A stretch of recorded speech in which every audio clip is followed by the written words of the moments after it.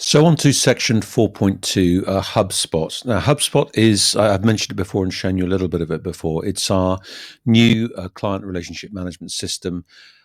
We replaced the old one because HubSpot offers a number of additional features that are already integrated into the system. In particular, it picks up a lot of the marketing feed we have and automatically sort of absorbs it into the system and allows us to deal with it straight away. And there's lots of other clever functionality within HubSpot that we're going to be using in the future. So at the time of recording this video, we're still a little bit makey learning on HubSpot, but we're getting much better at it. And I think it's going to be a huge benefit to you as sales agents. So we'll cover the whole sort of ecosystem. It might take a little bit of time. Pause halfway through for a break and get a cup of coffee, and let's get straight into it. So this is HubSpot. This is the desktop version. We'll have a look at the mobile version in a moment, and you can get the whole system to open up with any particular screen you like. In this case, it's opened up with the deals screen, and that's really the first thing I want to talk about is the difference between the different naming conventions within HubSpot. So first of all, we have companies. If we look here, we've got contacts and companies. We don't worry too much about companies at the moment. Most of our work revolves around contacts. But if you put in a contact and you give them a company association, if the company doesn't exist, it will create the company automatically. So we've got contacts, and any conversation that you have, record us against a contact.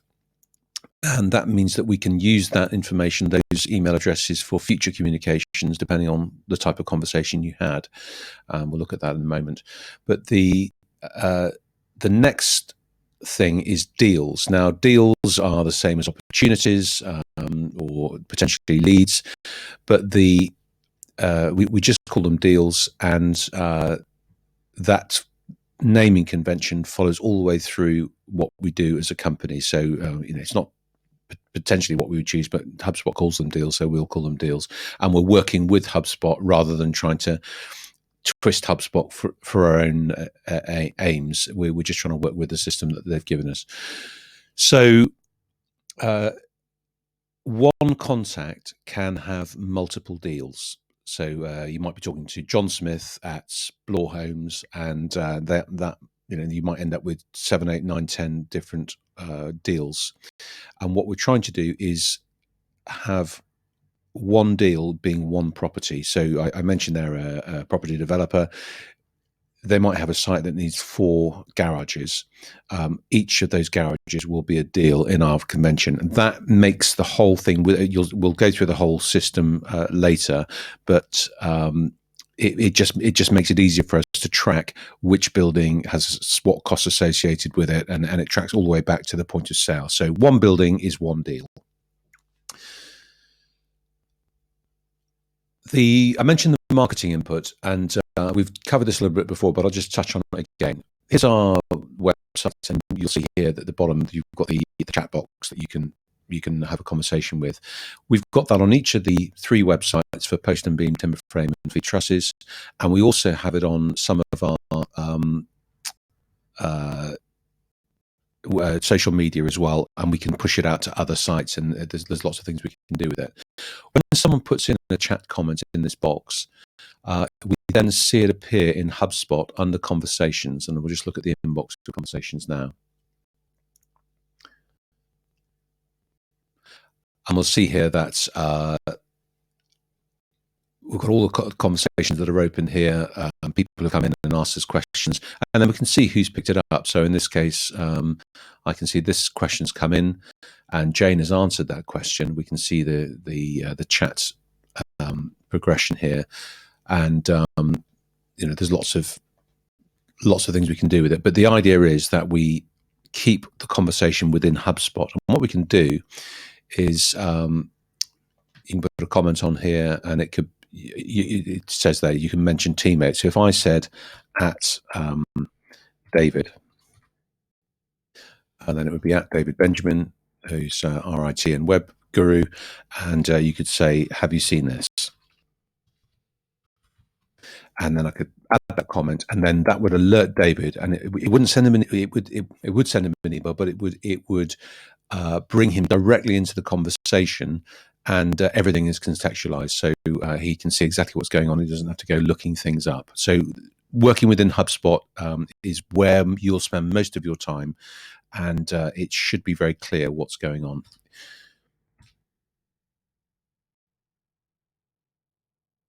Okay, we've mentioned deals, and I want to look at deal pipelines.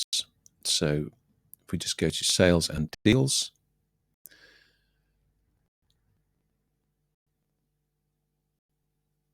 and we see here that we have the sales pipeline with the various stages of the sale going along. So when a client starts talking to you about a particular project, you can create that as a deal, but it's just in discussion.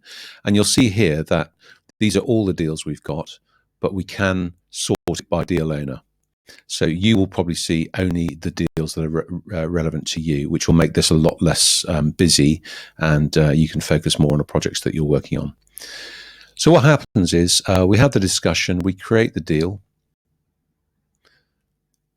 and we can put in information about that deal. There we go. We can see that the deal is has a prospective close date. We think it's going to close in March, this particular one. In most cases, it's a good idea to have that date in and just keep updating it. So if the client's changing their mind, you just put it further and further away. But that allows us to start forecasting how much we think is going to come into the pipeline, what stage it's at. So we can either change the stage here, qualified estimates, drawings sent, paid and awaiting planning drawings, or you can actually drag the whole card from one pipeline to another. I won't do that in the future because I'm using this video chat video recording. It's slowing the whole machine down. So that's the stage, who the owner is, and obviously that will just stay with you.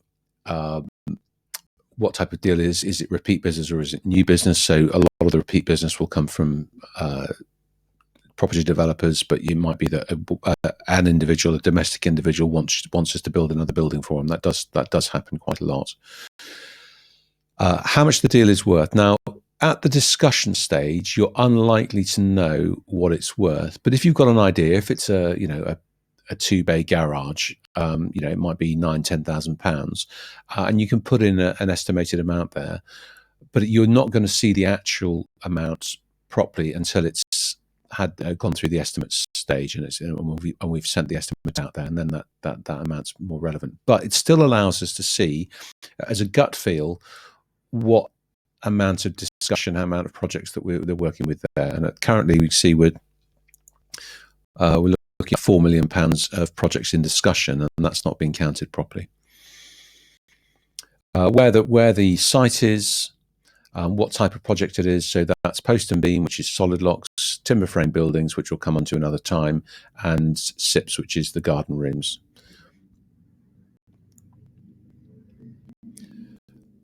If there is a company associated with this individual, maybe the property developer or something like that, we can add that there, and that will create the company. The tickets I'll talk about another time. That's support tickets. And then which contact is associated with this deal. So it might be that this guy, Kevin Luke, has got 3, 4, 5 buildings that he wants us to quote on, and when we click on him, we'd see all those deals. Okay, attachments is a little bit tricky. HubSpot doesn't do attachments particularly well, but it's good enough for our purposes right now, and it will be getting better in summer of 2021 when they're bringing some more functionality. So for the solid locks buildings, generally we only get one, or maybe a sketch drawing from the clients, or maybe 1 or 2 drawings from them, and in that case that's fine. We can just add them in here. When we create the quote, you'll see that the quote will be recorded in a slightly different way. When we do a more complicated quote, when the online estimator doesn't work properly, we can also upload the quote into here.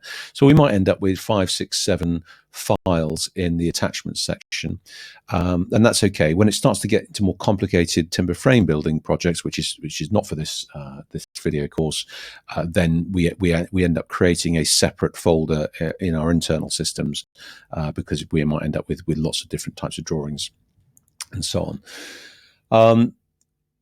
Bear in mind that these attachments are associated with the deal, and the deal is associated with the contact. In some cases, we can also have, if I just click on Kevin as an example,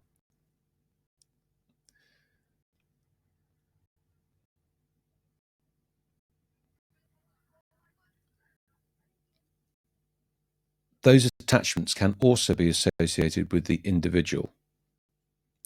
So if you imagine it like this, you upload an attachment into Hubspot, and basically you tag whoever is associated with that particular information. So here's a number of attachments, and we can see what they are.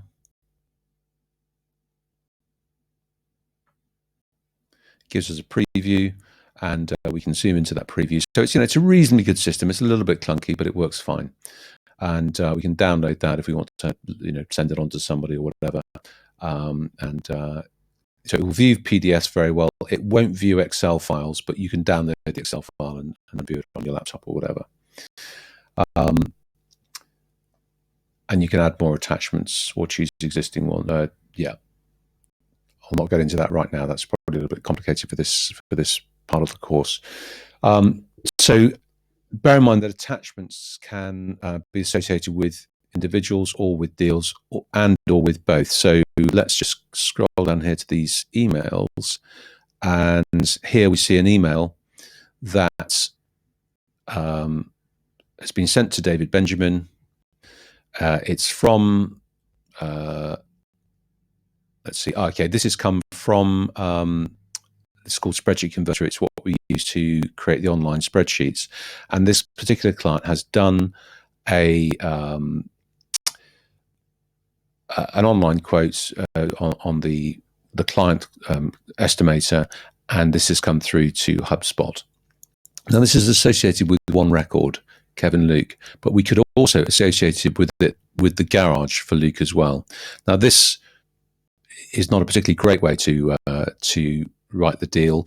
It would be better to say Luke 2-bay garage with room in roof or whatever it might be, just so we've got a little bit more detail.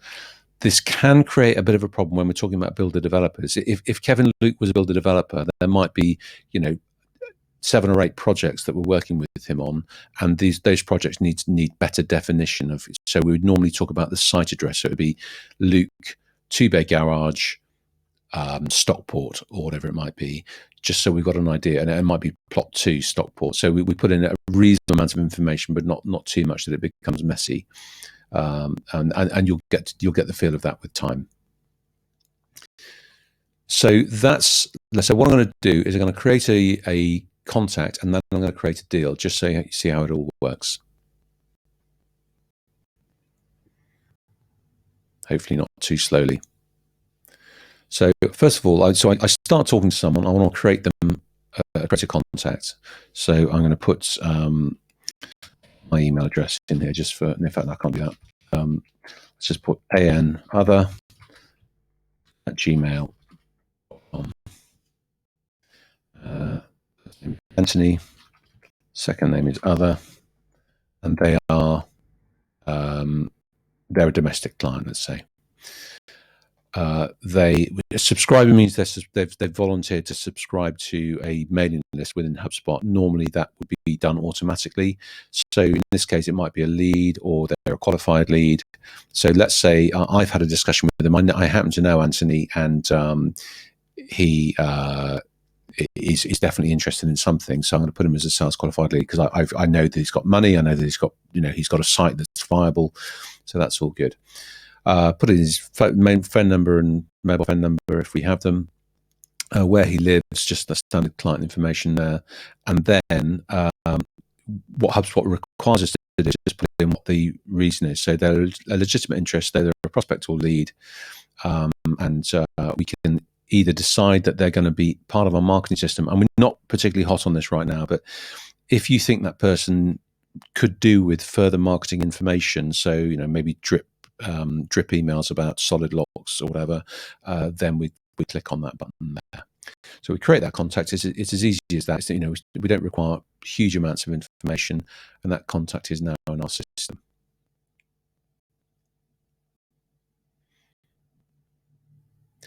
Now, any time that contact emails us, it will drop into here. If we call the contact, we'd maybe just log that call, and we put the notes in there. And it can just be some bullet points. Spoke about garage. He wants more technical information. Be anything, but that's fine. It just builds up this picture of how many times we've talked to the contacts, what sort of conversations we had, and then, as importantly as the sale, is when it gets to the production of the client wants the garage, they make the purchase order, and when it comes to production, we can then review all of these conversations, and we can say, I can see that there was a conversation about this building and the client wanted something left out or wanted an additional twiddly bit on the corner. This will all be recorded in here. And also, it's really good when we talk to the client. We said, well, we haven't spoken to you since, the 27th of February. How's things been? And you might just record other things in there. So wife having a baby. So you can say, how did everything go, and wish them good luck, and whatever it might be. So any notes, whether it be about the project or whether it be about the individual, we can record in there. Now, these are recorded against the individual. We haven't yet created a deal, so that's just think about the individual, the contact. That's where we're creating all the information right now. So we can filter this. This gets very, very busy, and we can filter it by notes, by emails, by calls, by tasks, by meetings. So there's lots of ways to do this, and you can look at all this stuff. I've flagged up here the HubSpot community. There is lots of training videos and lots of support you can get. You don't need me to tell you exactly how HubSpot works, because there's lots of information out there, and it'll be a different voice you're listening to, which I'm sure you'll be grateful for. But you can record lots of things against this particular individual. So we've got the individual. Now what? We want to create a deal against them. So there's a couple of ways we can do that. We can go to the right hand side here, and notice that this 3-pane layout applies to many screens within HubSpot. So there's the person we're talking about. Here's the communication history, and here's some other details that we might want to click into. Or we could go to deals, we could go to, sales and deals, and we could create the deal from there. But in this case, let's just go to add a deal. So there we go. We've got, it automatically comes up with a new name. But what we're adopting as a company is we're choosing the person's last name, and then we're saying what the project is, 2-bay garage, and it might be in Stockport.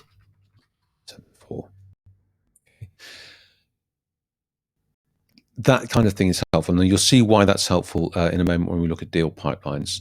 At the moment, it's going to be in the sales pipeline. There's 2 pipelines we have currently. One is the sales pipeline and one is a production pipeline. And for the moment, you're only interested in the sales pipeline. You'll also get access to the production pipeline, and that will be useful, as I'll explain later. What stage is the deal at? Well, we're just discussing it at the moment. He's thinking about it. Or it might be that he's now said, yeah, I've got the money. I'd really, really like a quote. So we then would put that to qualified.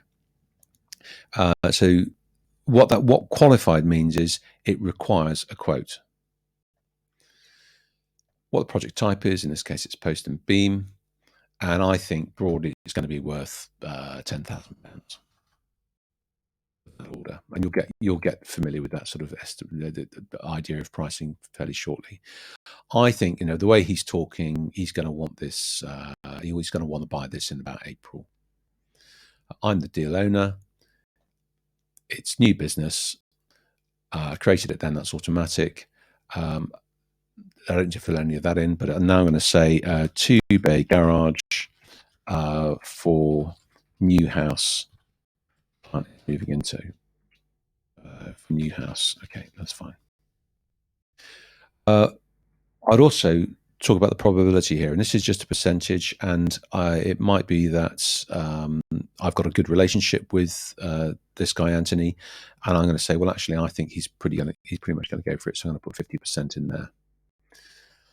Where the site is, it's just a confirmation. It could be that it's at the same house as the client, and it often will be, but we'll just put that in anyway, and just say this is going to be 2 Market Way, Aldershot. Stockport, isn't it? Let's just have some coherency in what I'm telling you. Stockport.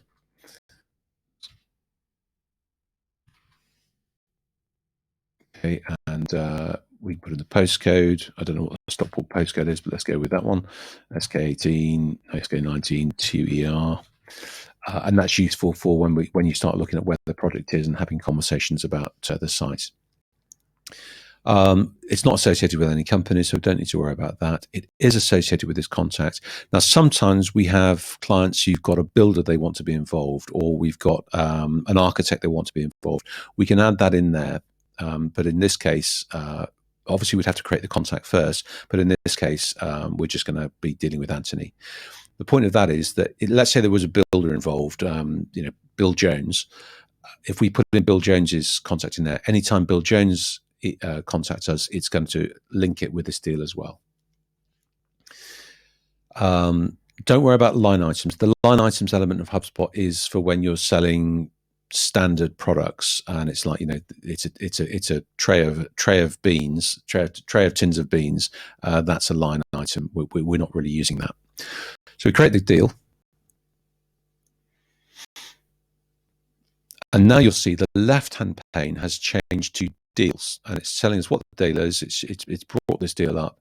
It's now giving us any activity on the deal. So the activity pane is the same as it looks the same as the contact when we have the contact on the left here, but all the activity here is now about the deal, not just about the contact. So if we start uploading attachments, it should associate with the deal rather than the contact. It may associate with both, and we're still working through exactly how that works within HubSpot. But if you're talking about a particular deal, do try and upload attachments into deals and make sure they're associated with the deal. It's not the end of the world. We can always look for it afterwards look for the information under contact, but this is just something that HubSpot does. We understand why it does it, and it's going to be made better in summer 2021. Line items ignore. Quotes will come on to later, and that's pretty much it, actually. So we can record against the deal rather than the contact. We can record the same kind of information up here, and we might, we can either log a call, or we can do it from down here. You can also create meetings with the clients, put yourself a task to do. I've got loads of tasks to do, so that's all should be fairly straightforward. But do use this, because you think, oh yeah, I'll remember to call him, and then sure enough, in 2 weeks' time, you've completely forgotten, and then suddenly HubSpot reminds you. So it's a really, really useful system. It also means that when we get a call from the client to the main office, we can see that you have organized a call back, and oh yeah, we know that John's going to call you back in 2 days' time. Is that okay? Do you want him to call you earlier? It just provides this all-informed communication that we don't keep having to come back to everybody and saying, oh, so-and-so called, what's going on? We know what's going on because you've recorded it all in HubSpot. Okay, so we've created a contact and we've created a deal. Let's go and look at how that looks in the deals pipeline. So we looked at this briefly before. We should now see a task for a deal created for another. I think we put it in qualified, didn't we? There we go. Other, Mr. Other, 2-bay garage in Stockport. So we can also look at that and see that it's for Anthony Other. and it's got a close date and all the rest of it. So we've got an idea of price and close date. So we're going to create that quote, and we're going to do quoting in another video a little bit later on. So that then gets pushed through. And what we can also do within HubSpot is when it gets to, for instance, this when we've won the project, we can get HubSpot to alert us. So it will alert finance that we need to be able to take a payment from that client before they go through into our production system. So there's lots of clever stuff we can do with this, and it works really well. When you're looking at only your deals, you might have 20 or 30 across all of these areas, and that is actually a really nice number to manage. There are loads of them at the moment, and it becomes a bit noisy. This one is not going to apply to most things, but they want planning. In this column, they want planning drawings. So if they're paying for their planning drawings prior to paying for the whole project, they would appear in here. Many clients are not going to appear in here, and that's just fine. If they then say, yes, I want the building, we drop them into closed one, and then it goes onto our system. Where clients have said, look, do you know what? I'm just not ready at the moment. And, I've got another house sale going through, and actually I've got a sick mother, and I've got to look after that. We would then put them into hold, and would expect there to be a lot of projects in hold, and that is entirely fine. You can always bring them back into one of these. It just keeps this whole area tidy and active and focused. They go into hold. That client then calls us back in 6 months' time and said, yeah, actually, no, I'm really quite interested again. It also means that we can maybe send them out emails because they're, we know you're waiting for something else to happen. We can send out automatic emails just to keep that client live and keep them interested in us. If they have decided they don't want to go ahead, we drop them into closed lost, and then we would record, I think we saw in the deal information, why they had been lost. And it's equally important to know why someone has decided not to go with us as to why they did decide to go with us. And we record both won and lost reasons.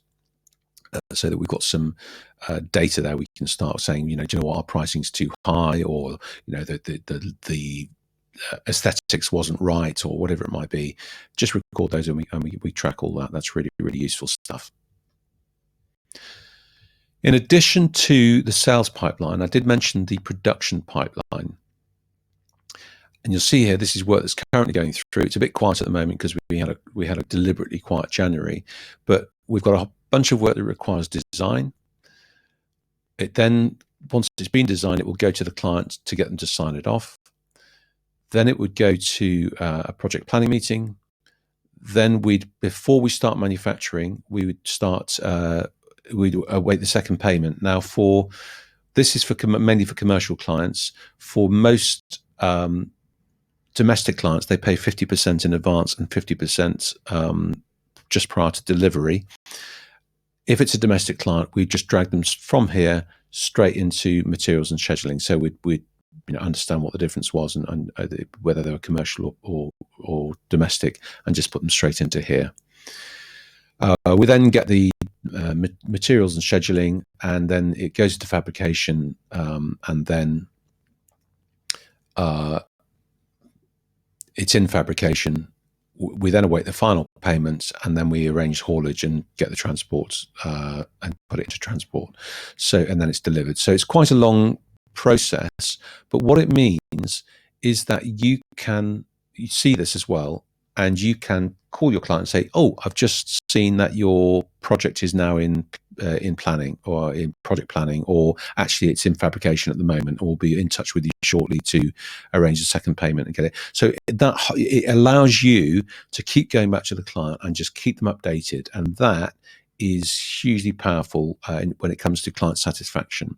They're expectant, they're not nervous, they're excited, and they think they've had a really, really good service. So you seeing this is really important, and it means that you don't have to keep hassling the production guys to understand what's going on.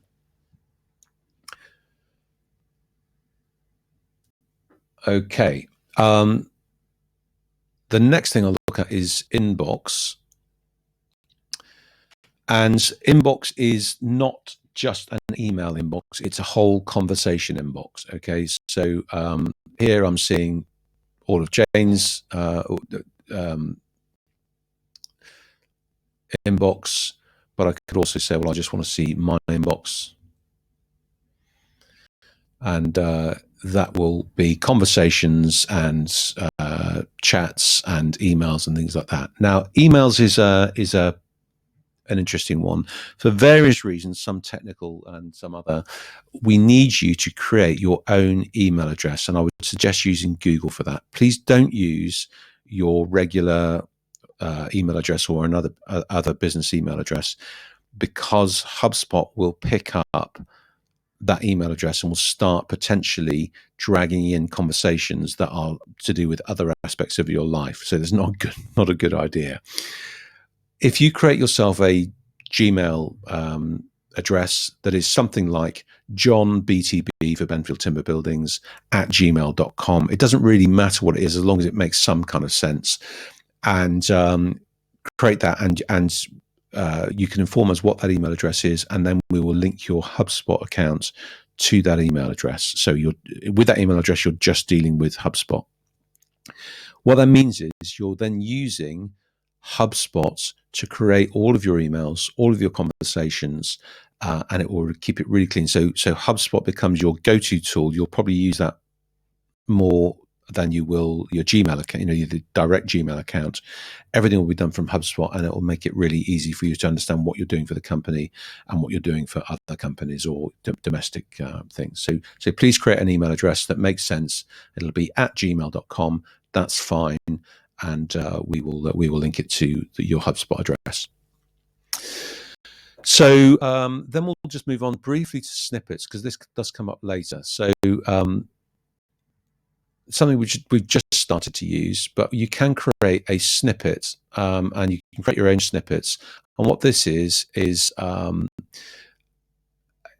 set of words that we can put in a hashtag for. So when you type into a chat or an email or a quote or whatever, you can just put hashtag SLX thanks, and it will come up with all that wording there. And obviously this is a fairly short one, but it could come up with generic set of wording. Now you can create your own. As you create your own, we might go, well, actually, that's a really good email. We might adopt that as a company one, and then we'll create it as a company one. So we will sort of develop a portfolio of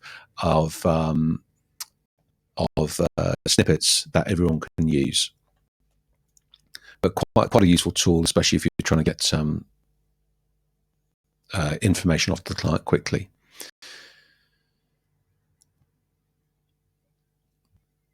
We spoke about tasks as well, and I think we've probably covered that. But if we look at sales, we can also allocate tasks, and it might be that Jane allocates you a task. So someone calls the office, and it might be that Jane will just create a task for you to call that person back, and that will pop up in your thing as well. You can create your own tasks. You could even create tasks for other people in the company. So it might be that you want me to contact a client direct to give them some reassurance about something. You can pop me in as to go and do that. The next thing I want to talk about is the mobile app, and we'll just bring up this little app here. Just bear with me 1 second.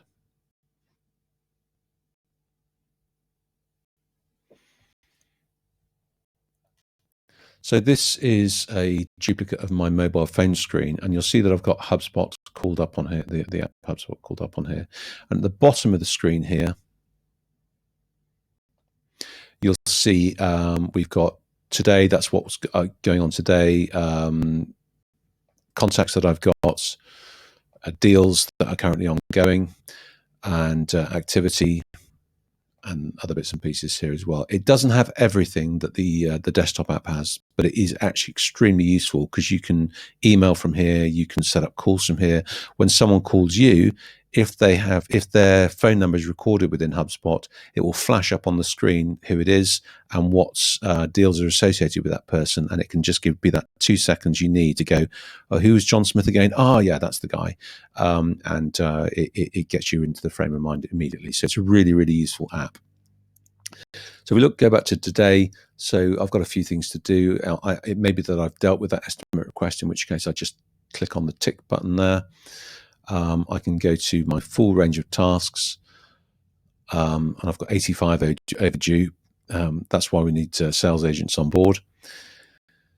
If we look at contacts, that's pretty self-explanatory, but we can just look at your own contacts. We can sort by different things. So it might be you just want to deal with the people you've been dealing with recently. You could also look at companies. Now, deals is great. It basically gives you the same screen as you've seen on the previous spreadsheet. On the previous desktop application. But you'll see here, this is where the deal stage is. So we can click on qualified and it will drag across, or I can actually drag. I'm just dragging on my phone now. I can drag across from column to column. You can do exactly the same stuff on the phone as you can do with the desktop app, which is brilliant. So someone calls, you can go straight into their deal and do the same kind of stuff you're doing on your phone as you would do on your desktop. The activity screen is also very similar. You can look at all activities or just email opens. Now, this is really powerful. So here's a project that we're doing for a lady called Mrs. Langley. She has opened this 11 times. And every time she opens her email, because the emails come from Hubspot, it tracks this stuff. And you can see she's opened up that email. She's had a look at the file. And you then may think, I'll give her a call, or you can expect that she's going to call you, and that's actually a really powerful tool because it makes you realize that people are actually reading what you're sending them. If you've got any hyperlinks within the email, it will tell you when they've clicked on the hyperlink. So, for instance, when we're looking at quotes and things like that later, when they've clicked on the quote, it will tell you they've done that. Sent emails, visits and prospect visits. We've not started to play with this properly yet, but all of this tracking that HubSpot does is really, really useful, and it's you start to get a feel for which clients are really engaged and which I've just come as tar kickers wanting a comparative quote. I'll just give one final mention to about the HubSpot community. Just go to community.hubspot.com, and there's loads of questions and resources here that you can look at to supplement what I've told you today. But do go and have a look. And if you're not sure about something, have a look in the community, or just call the office and ask them for some advice. And that was quite a long session, so we'll stop there, and then in the next session we'll look at the quoting system.